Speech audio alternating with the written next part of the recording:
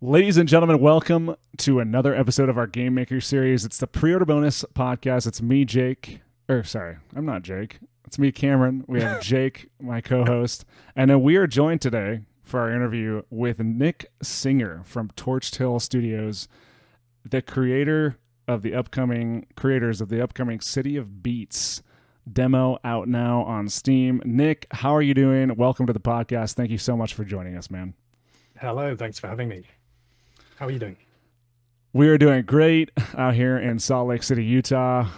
A bit of an identity crisis this morning. Yeah, I don't know what's. Sorry, it's not even that early. It's like 9:30. I'm calling myself Jake. No, I'm Cameron. Jake's here as always, and yeah, this is another dev interview episode. We are super excited to have you on, Nick, and you are hailing us from the UK. Is that right? That's right, from London, UK. Awesome.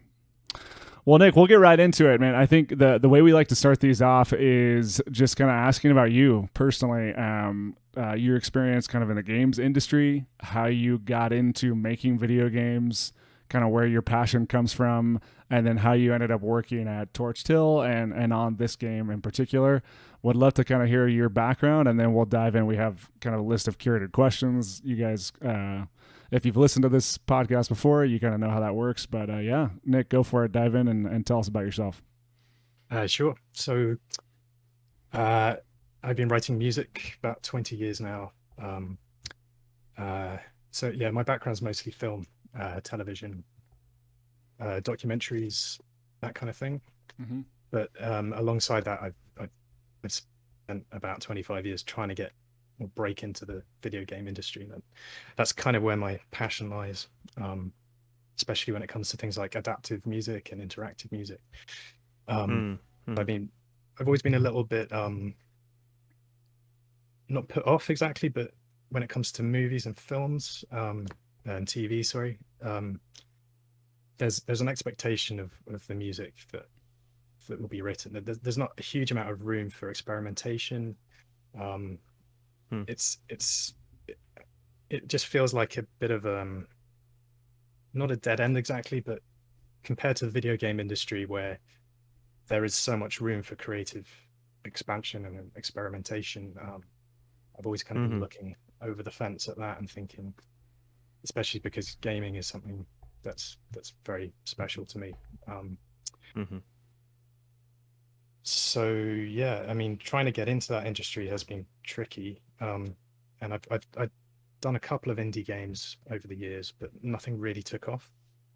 And that changed about 6 years ago, when I met Kai Hillenbrad on, I think it was one of the Unreal forums.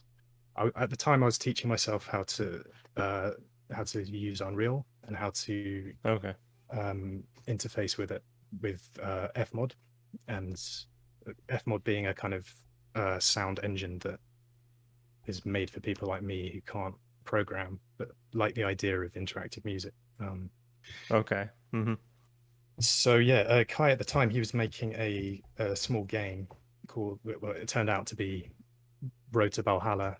I don't know if you had a chance to look at that, but I've heard of it. Yeah, it's quite a simple puzzle game, but basically, he was working on it at quite an early stage, and I was looking for teams to join, and got in touch with him and suggested some things that we could do with the sound and the music.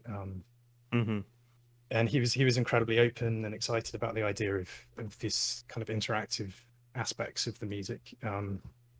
So yeah, we worked on that game for a couple of years, and there was a lot of trial and error and a lot of experimentation there.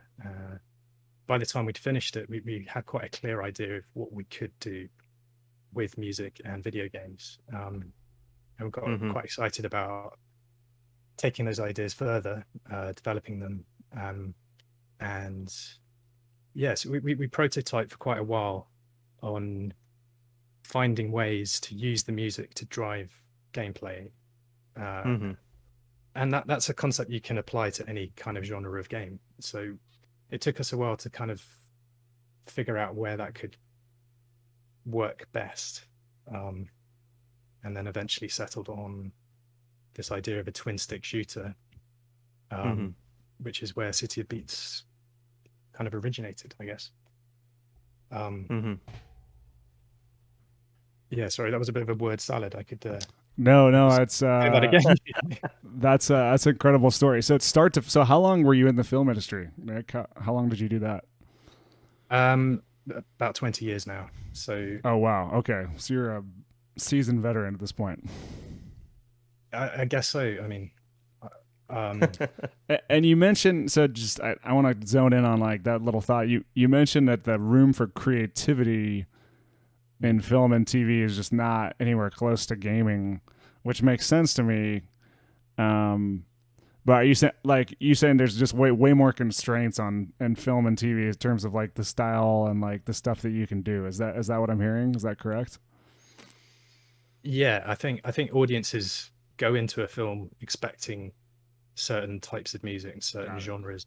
There's a lot of kind of you're referencing things in people's heads when you're writing film music. So there's an established language there, and you're using that established language, which is great. But like I say, I don't see quite as much room there for taking things somewhere else. Whereas with video games, the audience is a lot more open, I guess, to hearing new things, and it's not just the music itself, but the way the music is used in those games. There's so much scope, I think, for some very interesting things. It brings a smile to my face to hear you say that, because I mean we talk about it on the podcast all the time. We just mentioned it in our last interview how we talk about like gaming as this art medium, right? Like it still doesn't hold a wide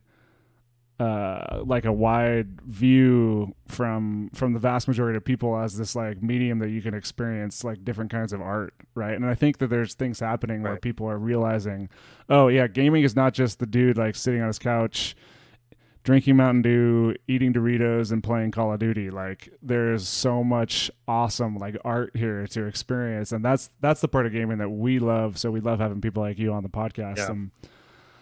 On that note, so we center our podcast around Nick. When we talk about our games, and if you look about our past episodes, we've got 60, 70 games at this point that we've talked about. We kind of look at a few different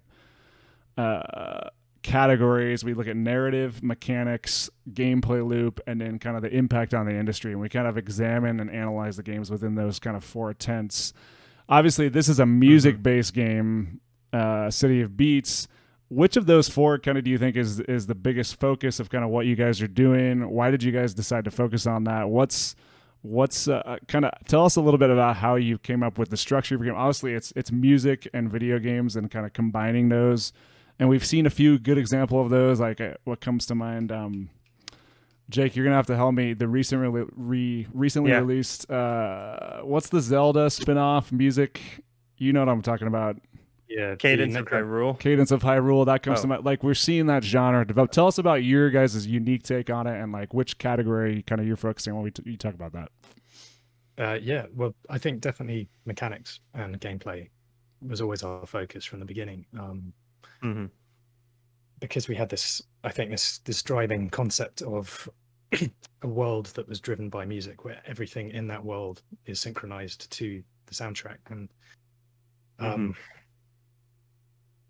we've got nothing against narrative, and we're definitely going to have quite an interesting narrative in the game. But it's not. I'm not saying it was an afterthought, but the focus was definitely to create a gameplay loop to kind of perfect this gameplay loop and go from there, which is kind of what we've been doing for years now.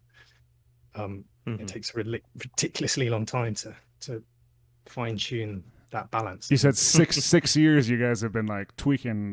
Wow. No, well, I guess 2 years we've had this particular game, but it all comes from the stuff we did with Road to Valhalla. Yeah, exactly. Right. And yeah, like rhythm mechanics, we kind of want to step away slightly from being a rhythm action game. Got it. And the Right. reason for that is the focus on rhythm action games is always hitting buttons in time to the music. And Yes.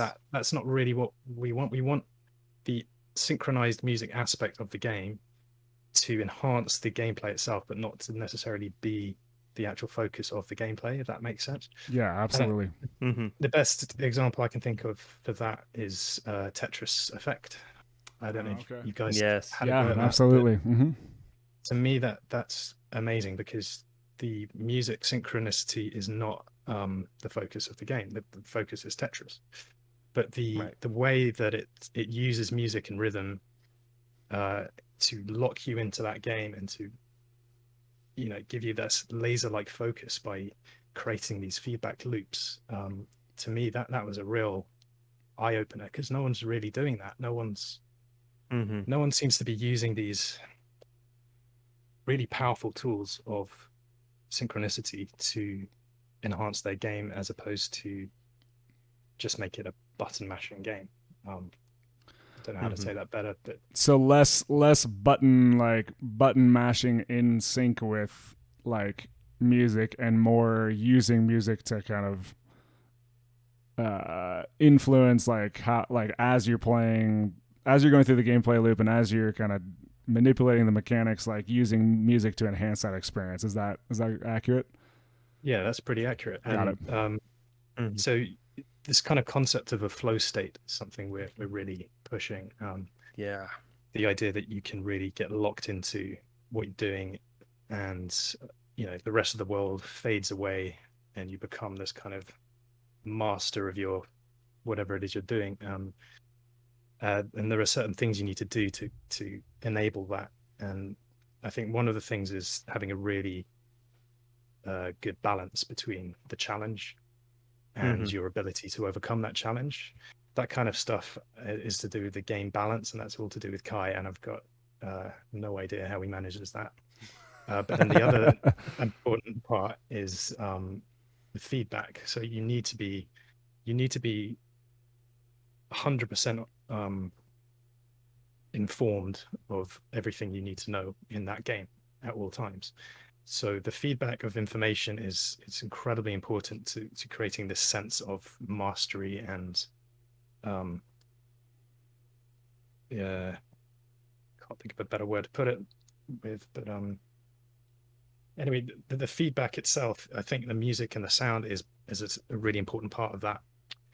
And so if you are doing things in the game that create music that is in harmony with the rest of the music and is in rhythm with the rest of the music, you feel connected to that experience. And it sounds a bit pretentious, but I think it's quite simple actually, and it does work really well. And again, going back to Tetris Effect, I think they've basically proved. I mean, I've seen YouTube videos of people playing Tetris Effect and doing better than they would have in a normal version of Tetris because of this incredible ability to induce a flow state in the player. I think so. It does actually make you a better player. I think that's quite a cool thing to aim for. I agree, and for the people listening, for the people watching, we're gonna say this again, but remember that City of Beats has a demo out, and if you kind of want to experience this, hop onto Steam, wishlist the game, and play the demo. We were talking a little bit before we started recording. That was my experience with the demo, and it's funny because Nick said that this was other people's experience, where at one point you're playing the game for the music because your inputs, it's a twin stick shooter. And as you're shooting or you stop shooting, that influences, when some of the melody is playing or not playing. And I just sat there in a few levels and I was just playing around with the music. And I love what you're getting at, this sort of the audio feedback that you get from playing the game. Really helps get your body in the rhythm of the game without the game being a rhythm game, if that makes any sense. This game is so much less about timing as it would be in a rhythm game, and so much more about what you're saying, being in this flow state. It's really fascinating, and it's been great. For the majority of this interview, we're going to get back to that. We're going to be asking a little bit more about that music. This next question, I want to touch on something that you briefly mentioned. Narrative, of course, isn't an afterthought, but this is something that you are working on after gameplay mechanics have been figured out. And so, how does that work? How are you working on integrating a story on top of mechanics that you already have figured out? Does it feel like everything is just a justification for mechanics, or what's going on with the story? So this story, I mean, like I say, it's definitely not our main focus. The narrative is, although it's not taking a back seat to the gameplay, it's not where we started from. And Mm-hmm. I think what's more important is we have a game world and we have an atmosphere and we have a concept, a general concept which works really well with the gameplay. And I think the Okay. narrative can quite organically grow from that because Mm-hmm. as long as your gameplay and your concept are really in key with each other, I think that's the most important thing. Mm-hmm.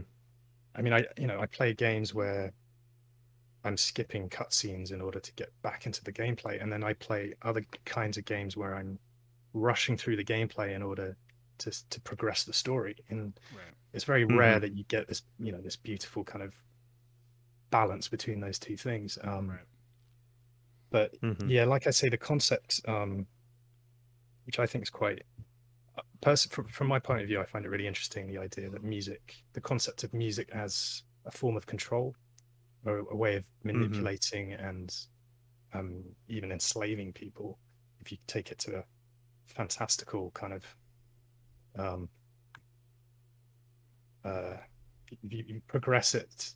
Basically, if you look at music today and the way the music's used, especially when it comes to corporations and advertising and the kind of subliminal use of Yeah. music to make people feel Right. certain things and to think about things in a certain way, it's definitely a case of manipulation. And music is an emotional manipulator. That's kind of what it does. But generally, people subscribe to it. So if you go to a film, you expect to have your emotions manipulated. If you are Mm-hmm. singing a national anthem, you're expecting all that. But if when it gets subliminal and subconscious, then it gets a little bit more shady. So I really like the idea of saying, well, excuse me, where will this go in the future?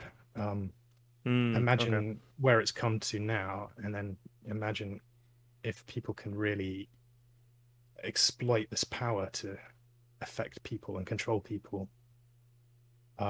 That's basically our starting point, and I think there's a lot of scope to use that idea. Mm-hmm. But yeah, like I say, I'm not the driving force of the plot and the narrative. So I'm probably not the person to be talking about it. Nick, in terms of like, I mean, obviously this is like super complex. Everything that you're talking about. I mean, you guys have been working on this for years already. The type of programming that goes into a unique effort like this, where the music is so integrated. I mean, I'm thinking about games where I've been impacted like pretty deeply by the music. There's a couple that come to mind. We just recently came out. Death's Door has an amazing soundtrack that I feel like they play over kind of the different areas in the game, and they have this awesome kind of thematic different themes that come across in the different areas. That I'm just thinking of it because it's very recently that I played it. But obviously, that's something that they were. I mean, I don't know this for sure, but I'm assuming that that's something they were able to add after the fact, right? Like they created the game, they kind of put everything together, and then they kind of had the levels and the art direction laid out for each level, and then they kind of had their composer, whoever did their music, kind of lay. I mean, I'm guessing maybe it not been this way, but in your guys' case, it sounds like the music is so integrated into the experience. You're obviously working kind of in tandem. How is the programming and like the actual coding of this like going on that may be different from other games? Well, the main advantage is there's been no pressure, there's been no publisher, there's been no release date. We've basically, Mm-hmm. because we both work outside of games, And I wouldn't say, it's definitely more than a hobby. We spend a ridiculous amount of our time doing this, but Mhm. because it's just us and there's no one kind of expecting results, and Right. until the demo, no one even knew the game existed really. And so it gives us such a great opportunity to really just do whatever we're thinking and try things out, and we've got the time to see if a certain direction works or not. So yeah, I've been incredibly lucky because Kai is, well, not only is he a genius, an incredible programmer, an incredible designer, but he's incredibly patient, and he lets me try things out, and we have a lot of fun just experimenting. I'm not a programmer in any way, and I've always been a bit scared of that side of things. And Right. although I like to tinker with stuff, and I love tools, like I love the Unreal Engine, and I love how someone like me can just jump in there and affect the world and play with parameters, and I don't need to learn a coding language. And Fmod, which I might have mentioned before, which is a Mhm. third-party audio engine, is a great solution for someone like me because it's structured very much like an audio workstation, so like Logic or Mhm. Cubase. You've got your Okay. tracks, everything's very Oh, okay. Got it. represented quite visually. So it makes it very easy for me to kind of sidestep into that. So And so are you layering tracks? Sorry to interrupt. Are you layering like tracks that you've produced and like put together like into like pieces of the game that your partners kind of deliver to you like through Unreal? Is that kind of how your process works, or maybe you can describe that a little bit?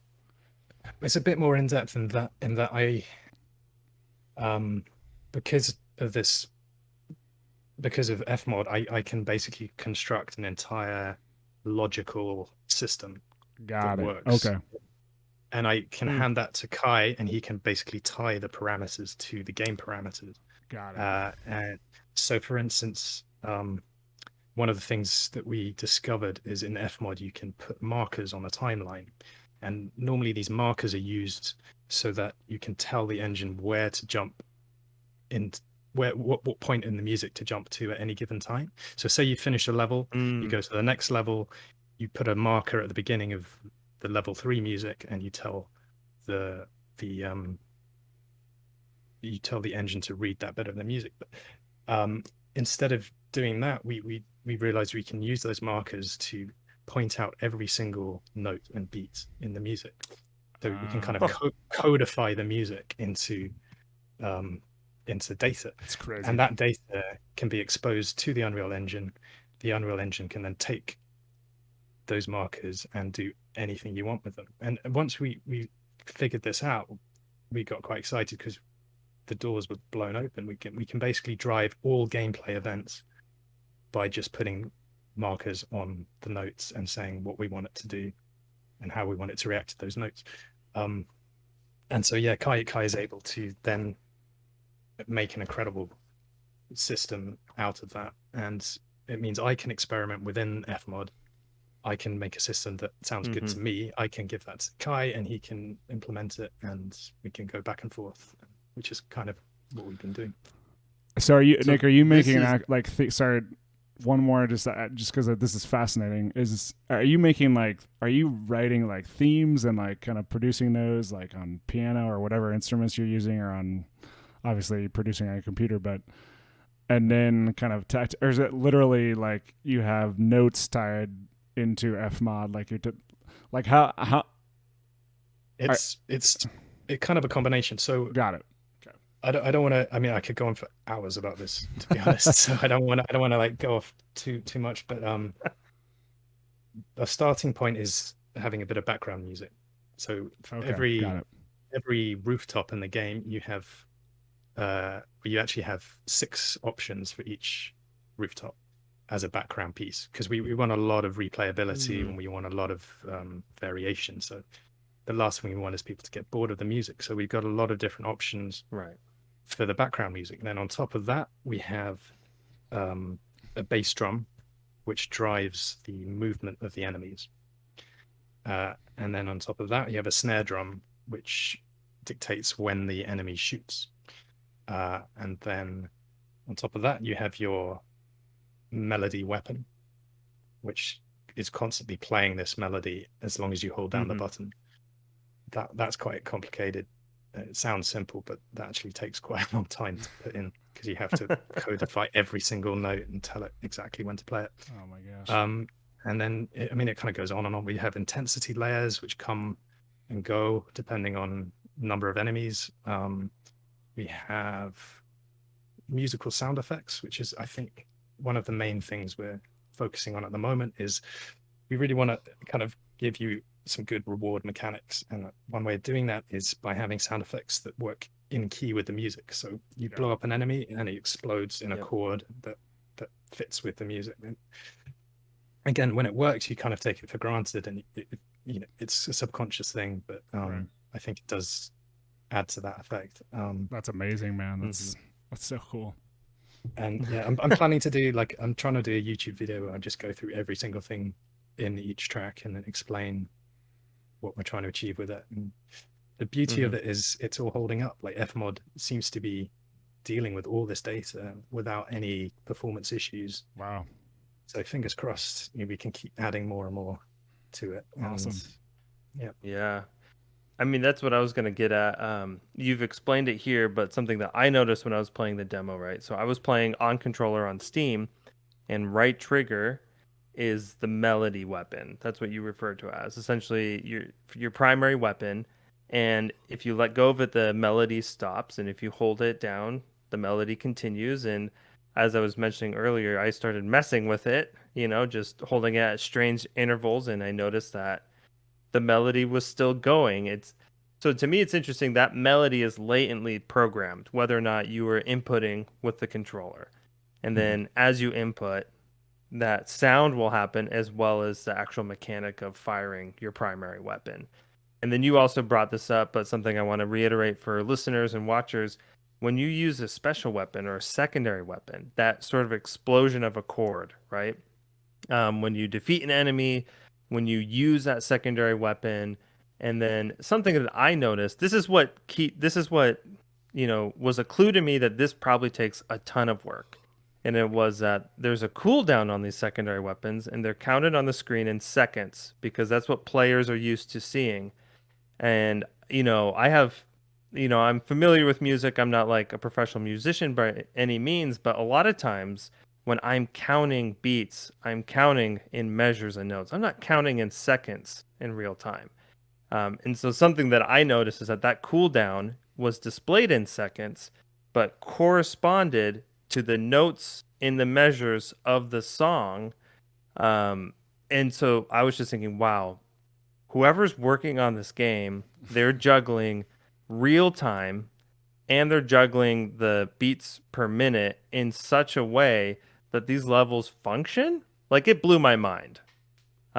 Because it was the performance, like you said, performance wasn't impacted with all this data that's going on. There's a question somewhere in here, but really what it is, hey, if you're listening, play this demo, and you will be Jake's floored. fanboying again. I'm fanboying again. I do this all the time in these interviews. But yeah, I think that connection is incredibly wonderful. Something you mentioned this is where the question comes in, that I didn't notice while I was playing, is that the enemies are also timed to the music. So you said, what was it? The bass drum is when the enemies appear, maybe, and the snare drum with enemy attacks. Is that right? Yeah.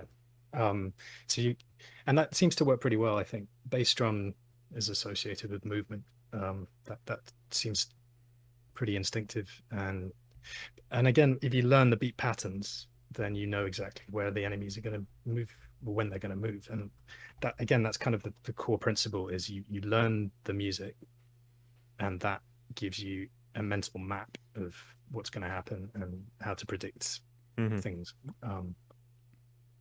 And yeah, that's a concept that I've been wanting to try personally. I've never had the ability to do it, not being a programmer or a designer, but the idea that music can be a map, if that makes sense. You learn a piece of music, you therefore learn the structure of a level, or you learn to predict the Mhm. movements of an enemy, and so we want to try and realize that as much as possible. Yeah. And what's interesting about City of Beats is that it's constructed, I mean, it's a roguelite, right? In the sense that you have a run and you're progressing through different levels. You have options to upgrade. There are two different currencies, one that you spend within a run and one that it's sort of the permanent currency that you could spend between runs.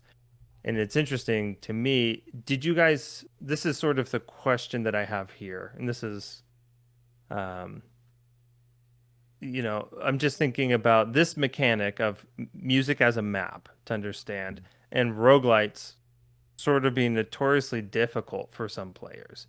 Did you purposely choose to make this a roguelite to help players get into the genre, to help players understand the genre? Or why pick a roguelike to sort of be the type of game to Excuse me. embody this really unique trait of music as a map? I think there's a few reasons for that. I mean, it was always going to be a difficult game. I don't think. I mean, we definitely want to be as accessible as possible, and I think there's another Right. reason why we don't want to be seen as a rhythm action game, because then we're kind of excluding a lot of people who might not have a good sense of rhythm or might not enjoy that kind of thing. So we definitely want to throw Right. it open to as many people as possible. At the same time, it's quite a niche type of game in some ways. I know Hmm. personally, I always struggled with twin stick shooters. Um, I was never any good at them, and so I think there are other people who struggle with that kind of game. But people who do enjoy it can pursue it to a level beyond most games, I think, because it's this idea of Hmm. replayability and repeating and becoming better and better as you go. I think that's a really important, strong concept, and it meshes really well with this concept of flow state again, like because you're so locked Hmm. into something and you're so good at predicting what's going to happen. I think that kind of roguelike game style really suits itself to that ability to really lock yourself in. Hmm. And yeah, and again with the music, we've tried to make the music as because there's so much repetition, and that's such a dangerous thing when it comes to music, especially if you're forced to Hmm. listen to the music. You can't really turn the music off in this game, which is Right. can be a problem. So yeah, that's most of the work has gone into creating as much variation as possible, but without changing the fundamental rhythms and patterns, because that's the important bit that you need to remember. Whereas the aesthetics around Hmm. that can change and be replaced. Um, Hmm. but yeah, roguelikes, they definitely lend themselves to repetition. I think that's kind of the main point. Mm. It's interesting Yeah. you Hmm. mentioned the repeating music being a dangerous thing. I was just thinking, I was thinking of Yakuza Like a Dragon. If you're familiar with the Yakuza Right. game, so the newest one is a JRPG, and every single battle sequence has the same beat for the entire 70 hours of the game. Yeah, that's And something. it's an amazing game, like it's so awesome, but I literally had to put it down because of the battle music. I was like, I cannot listen to that, and you can't turn it off. You can't literally turn it off. So anyway, that was interesting you mentioned that. I found the same with I think it was the original Red Dead Redemption. I think the way they handled interactive music was by writing every single piece of music in that game in the same key at the same tempo. So it was Ah, all interchangeable. And Oh. in theory, that was a great idea because you have all this interactive possibility. right. But I just couldn't deal with it. Like I just felt like, my God. But what's interesting is there's a piece of music in that game that everyone talks about as one of their favorite pieces of music in a game ever, which is when you go into Mexico and Oh yeah, yeah, yeah, yeah. Right. you get this a real song, you know. Mm-hmm. And what makes it special is you've suddenly moved out of this key for the first time because this is a non-interactive piece of music. It's the only bit in the game that doesn't fit into that key and into that tempo. And suddenly it's like, oh my God, breath of fresh air. And everyone says it's like the most powerful moment in a game they can think of. And It's because they've been brainwashed for Yeah, the first exactly. 20 hours. Yeah. I always found that quite interesting. I don't know how intentional that was. I know the exact scene that you're talking about. I actually just played Right. it recently, and yeah, that's really funny you mentioned that. That's funny. I mean, it worked for me. I found it really powerful. But Yeah, no, now I know. it's a great song. Yeah. Well, Nick, we're already over time. As a final question, any last things to say about your studio, this game, City of Beats, and then what is the best way for people to kind of find you and support you out there in the wild? Well, I mean, up till now, we've had no community whatsoever because it's just been three of us, two of us, three of us. And now, what's been awesome is seeing people play it and react to it and recognize the things that we think are really important. And it's so satisfying, and it's so good to get all this feedback and criticism. This is why the Discord server has been incredibly useful for us. And so people have been playing the demo, which we put out recently. It's still available on Steam. I don't know for how much longer, because there will be an update at some point, but for the time being, that is available. So we would encourage anybody who is interested to just give it a go, because it's really kind of hard to get an idea of the game from videos. You know, it doesn't make for great streaming because you can't really talk over it because of the music aspect of it. Right. So I would just encourage people to try it for themselves. Come to our Discord server. We have a great community. Everyone's incredibly friendly. Seema does an incredible job at running that community, and all feedback is taken to heart, and all criticism is very welcome. So yeah. Awesome. That's awesome. Well, we are super grateful to have had you on, Nick. We're really excited for City of Beats full release. Any idea? How much longer? Year, 2 years? I'll probably get fired for answering that question. Okay, that's fair. We will leave it at that then. Coming sometime in the future. We'll leave it at that. Awesome. But we're super excited for it. Demo on Steam. Go to Steam, wishlist it, try out the demo. We'll make sure the Discord channel link is in the podcast description and the YouTube description so people can find that. And we'll put that on Twitter as well. Nick, thank you so much for joining us, man. This has been an awesome interview. We're super excited for your game. It's a super unique, artistic take on gaming. We're excited to kind of continue to see how you guys expand this idea of intertwining kind of music in unique ways into the game, and we're super excited for it. Ladies and gentlemen, you can find us on Twitter at PreorderCast. Please follow us. Please leave a review for the podcast if you enjoy these interviews. If you enjoy kind of our other episodes on games, leave a review. That really helps people find us, helps people find these interviews and discover new games like City of Beats. Follow me at Mass Generic, Jake at Jacob_ChipDip18. We thank everybody for listening and have a great night.